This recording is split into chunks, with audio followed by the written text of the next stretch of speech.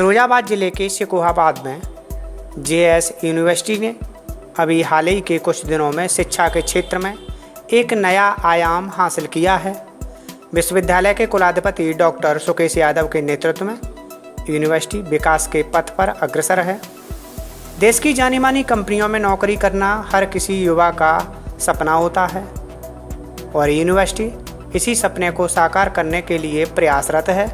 Season चल रहा है प्रवेश का, बच्चे आते हैं। कुछ ऐसे इंस्टीट्यूशंस होते हैं जो बच्चों को भटका देते हैं और उनके पास उस कोर्स की सुविधा नहीं होती, मान्यता भी नहीं होती और लिख लेते हैं कि हमारे पास LLB भी है, ये भी है, और वो जबकि नहीं है। ये जो विश्वविद्यालय के अधिनियम होते हैं उसमें ये साफ लिखा रहता है कि विश्वविद्यालय उन्हीं कोर्सों को संचालित करेगा जो भारत सरकार द्वारा रेगुलेटरी जो बॉडी हैं संबंधित पाठ्यक्रम की, उससे मान्यता लेने के बाद ही उनको संचालित करेगा। अपने स्तर से तो केवल BA, BSc, BCom ये वाले पाठ्यक्रम वो संचालित कर सकते हैं। जैसे हम मान लें B.Ed चला रहे हैं तो वो NCT से होना चाहिए, BSc एग्रीकल्चर चला रहे हैं तो वो ICAR से होना चाहिए, आप नर्सिंग चला रहे हैं तो INC से होनी चाहिए, फार्मेसी चला रहे हैं, B फार्मा वगैरह चला रहे हैं तो वो PCI से होना चाहिए, B.Tech M.Tech चला रहे हैं तो वो AICT से होना चाहिए। तो हमने इस प्रकार से, जैसे लॉ चला रहे हैं तो बार काउंसिल ऑफ इंडिया से होना चाहिए। तो कुछ लोग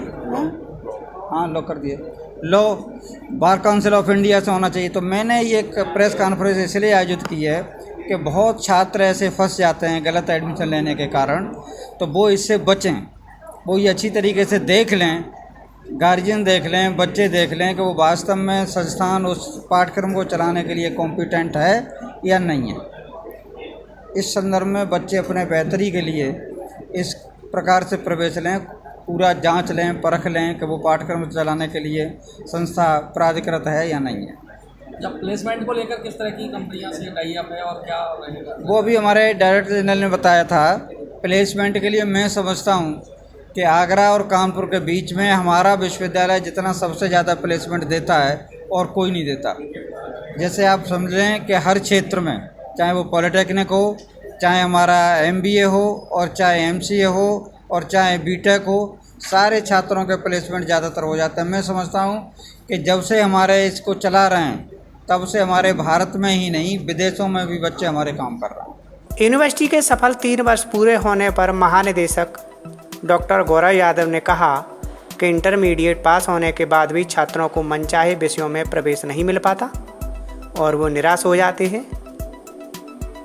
ऐसे में विश्वविद्यालय होनहार छात्रों को उनके गंतव्य तक पहुंचाने के लिए अग्रसर है।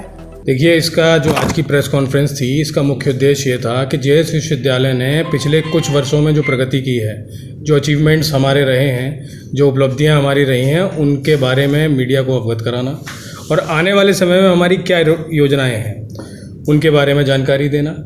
दूसरा, नेशनल लेवल पर ही नहीं, इंटरनेशनल लेवल पे जो क्वालिटी स्टैंडर्ड्स हैं, एजुकेशनल क्वालिटी स्टैंडर्ड्स हैं, उनको हम लोग कितने बड़े लेवल पर फॉलो कर रहे हैं, उसका इम्प्लीमेंटेशन कितने प्रभावी ढंग से हमारे विश्वविद्यालय में किया जा रहा है, इसके बारे में जानकारी देने के लिए हमने आज प्रेस कॉन्फ्रेंस की और उसमें हमने बताया कि हमने कितने इनिशिएटिव्स लिए हैं क्वालिटी एजुकेशन को प्रमोट करने के लिए, स्टूडेंट्स के बेनिफिट के लिए, एक ऐसा एजुकेशनल इन्वायरमेंट क्रिएट करने के लिए जो वर्ल्ड क्लास हो।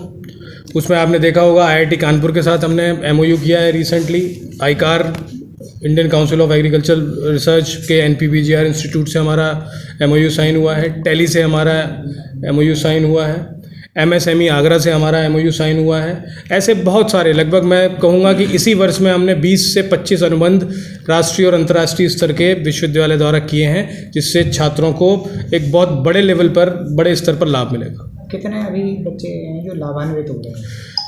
इसमें जैसे कि हमारे कुलाधिपति महोदय ने आपको बताया कि हम लोगों के पास बड़े बड़े जो डिपार्टमेंट हैं, ऐसे 10 डिपार्टमेंट हैं, तो उन सभी के छात्र, जैसे एग्रीकल्चर के स्टूडेंट्स हैं तो उनको ICAR का फ़ायदा मिलेगा, जो टेक्निकल एजुकेशन के स्टूडेंट्स हैं उनको AICT का फ़ायदा मिलेगा, या आपने जो MSME का अनुबंध किया है उससे उनको बेनिफिट्स मिलेंगे। इंटरनेशनल कॉन्फ्रेंसेस कराई जा रही हैं, रिसर्च वर्क मिल रहा है उनको प्रमोट करने के लिए, रिसर्च पार्क इस्टेब्लिश किया गया है, सेंटर ऑफ एक्सीलेंस हम लोगों ने यहाँ पे डेवलप किया है, हाईली एजुकेटेड टीचर्स को हमने रिक्रूट किया है जो उनको ग्रूम कर सकें, उनको एक बड़े लेवल पे एक उनका पैराडाइम क्रिएट हो सके, उनका नॉलेज जो पेरीमीटर है वो बहुत ज़्यादा बड़ा हो। तो इसके लिए हम लोग लगातार प्रयासरत हैं।